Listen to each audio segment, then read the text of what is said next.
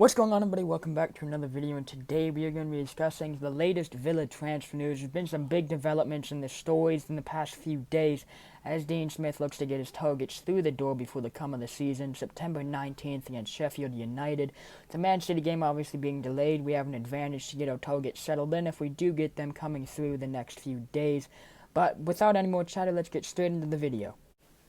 So, according to reports from Football Insider, Villa have made a breakthrough in talks with Brentford over the signing of Ollie Watkins, someone we've been after for this summer, and we are willing to pay in excess of £20 million for his signature. Look, if this report is to be held true, it looks like it's going to happen. Obviously, Callum Wilson is another one that's looking likely at the moment. So, if we can sign both of the players, I don't see why we would, but if we could sign both of them, that'd be good. Obviously, 24 years old, 26 goals last season, be a great signing. Now, obviously, Ollie Watkins, like I said, 24 years old, 26 goals last season. But that's why I've given him 70%, 75% chance to go through. As he's keen to reunite with Dean Smith at Villa, that's what we hold as an advantage. Obviously, he wants to leave Brentford. Most people that score 26 goals a season in the Championship want to make the step up to the Premier League, especially now that he's going into the peak years of his career. He knows what he's getting with Dean Smith. He knows what he's going to get when he goes to Villa. So I think overall it looks good for all parties at the moment. He wants to join the club. We want him. We've made a breakthrough in talks. Whether it's going to be the $25 million price tag they are holding up to is not sure yet, but I think if we do get this over the line, great signing. I'll definitely make another video on it, and hopefully it'll be a success at Villa Park if we do get it over the line. But let's move on now. So another transfer that is looking very likely at the moment is Sergio Romero, more likely than Ollie Watkins at this point, as he looks set to join Aston Villa from Manchester United for a fee of $7 million up front, rising to $8 million bonuses, and has reportedly chosen Villa as his next destination to compete with the number one shirt and be a starting Premier League goalkeeper, as he likely fancies his chances to be the number one at Villa, competing with Tom Heaton and Orjan Nyland. Maybe Jed Steer as well, but not really at this point. But I think this will be a good signing if we can to get it over the line. Premier League experience, got a few good years left in him, and for a fee of $7 million, that's a bargain to me. And it's not just the fact that he's a backup goalkeeper at a big club like Manchester United. He has the stats to back it up as well. In his last 61 appearances, he has 39 clean sheets. Insane numbers, and would be the number one at most clubs in the top flight.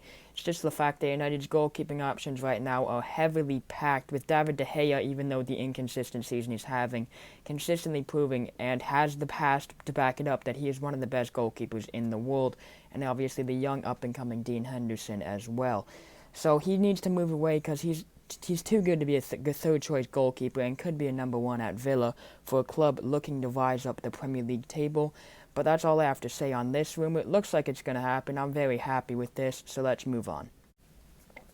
But if Sergio Romero does not get through the door, the alternative is looking likely to be Tottenham Hotspur's Paulo Gazzaniga, as he is looking increasingly likely to leave the club, as he is competing to be the second-choice goalkeeper and could end up being the third-choice goalkeeper after the arrival of Joe Hart.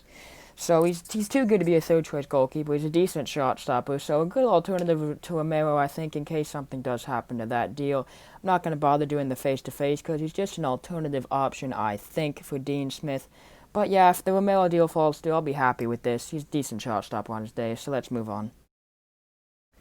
Now, this would be a 75% chance deal if the reports hadn't come out about the Ollie Watkins breakthrough, because as previously stated in the transfer window, Ollie Watkins is Dean Smith's number one transfer target this summer.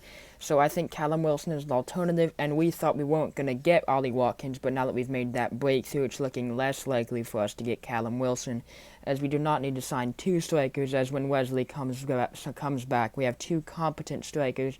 I know a lot of people aren't a big fan of Big Wes, but I personally do like him. I think he's a great player. He's actually younger than Ollie Watkins, which is a little bit strange. But, yeah, if we get Callum Wilson, I'd be pretty happy. I mean, he scored 15 goals in a season before, but the highest he's ever finished in the league table is 9th, so a decent bottom half striker, I think. But definitely would much prefer Ollie Watkins, and I think Dean Smith would as well. Yes, but like I said, I think we are going to go for Ollie Watkins as the number one target. Obviously, younger. Callum Wilson is in the peak years of his career right now. So if we do get him, it would be a decent signing, I think. Obviously, Newcastle are also the other club very much interested in his signature. But I think that now that we've made the breakthrough in the Ollie Watkins deal, we're definitely going to focus our attention towards him. And if something happens and it looks like that deal is going to fall through, Callum Wilson is a decent alternative. But we'll need to make this quick and efficient because Newcastle are ready to move. But some reports are saying we've made an offer already for Callum Wilson. So if we get both players, I'll be alright with that, but I don't necessarily need to. I think we can definitely invest better.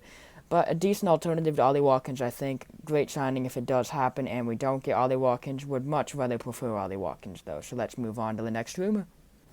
Now, a little bit of a controversial opinion from me here. I think this would be a masterstroke signing, as the Swedish midfielder not the Swedish midfielder, Swedish winger Niklas Iliason is looking to come in from Bristol City, as we are the club interested along with Celtic and Fenerbahce, including Lazio a little bit towards the latter end of the January transfer window. But he looks like he wants to leave the club, as the report on the right states. A sale looks inevitable, as he only started 19 games last season, but still managed to pick up 3 goals and 12 assists. And it's not that he was injured or that he just wasn't good enough. It was the fact that the manager of Bristol City was unwilling to change his formation from the 3-5-2. And with him being an orthodox winger, it was very hard to fit him into the starting 11. And he came off the bench most games. And a player of his qualities will not want to come off the bench in the Championship. And if a move to the Premier League looks like he could maybe even get a starting both in the top flight, he will definitely fancy himself and will definitely want to move as well. And he could come in on the cheap as well, so that'll be a good signing for Villa, and he could add some much-needed creativity to the front line. With him being an orthodox winger, he can definitely compete for a starting both, as those positions are rather open at the moment. And as we are looking to move Jack Grealish back into the middle, he, like I said, could definitely get into a starting 11 and is a great player on his day. But like I said, I am a fan of this link, as I think he's a very creative player who could get into the starting 11 and will definitely want to move if we give him the chance. But that's all I'm going to say on the Iliason transfer, and that's all I'm going to say for today's video. That's going to be the end of today's video. Hope you guys all have found it helpful and enjoyable to watch. And yeah, leave your opinions on the rumors down below in the comments. Make sure to like, subscribe, and comment below. And I'll see you guys next time. Peace.